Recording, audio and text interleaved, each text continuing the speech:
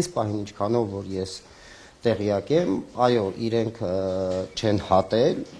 սահմանը, ես կարծում եմ ավելի շատ սպասել են մութն ընկնի նոր վերադառնան, հավանաբար վտանգավոր հատվածներ։ Դեպքում պարոն Ղուկասյան, ինչպես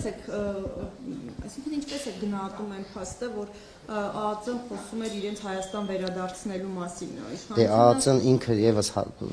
վերջին հաղորդագրության մեջ հերքեց այդ փաստը, որ եղել է իրեն հերքեց։ Ինքը իրեն չէ, այնտեղ եւ պաշտպանության նախարարությունը կար եւ տեղական ինքնակառավարում եւ տարբեր տեղերից տեղեկատվություններ գալիս, հետեւաբար ես ինձ զերծ եմ պահել որևէ տեղեկատվություն տրամադրելուց, որովհետեւ այսպիսի իրավիճակներ են լինում։ Ինչպես էին այլ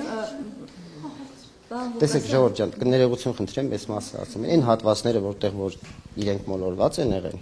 այդտեղ կա որևէ բան գոյություն չունի։ Հետևաբար ինչպես է իրավասու կառույցը հայտարարում, որ ադրբեջանական տարածքում են իրենց վերադարձնելու ուղղությամբ աշխատում են։ Տեսեք, սովորաբար դա ինչպես է լինում, ազգային անվտանգության ծառայությունը նախ այդ հատվածում ինքը ծառայություն չի իրականացնում, եթե սահմանապահ զորքերը դա այդ հատվածում չի։ Ցավոք սրտի հիմնականում այսպիսի դեպքերը լինում են այսպիսի հատվածներում եւ ինչն է բանը որ բնականաբար տարբեր մարդիկ տեղեկատվություն են, չէ, տեղացիները ասում են, հաղորդում են ընկերներ, ծնողները, ընտանիքի անդամները։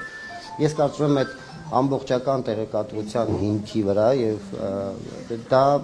վարկած էր, որը հետո իրենք հենց երիտասարդները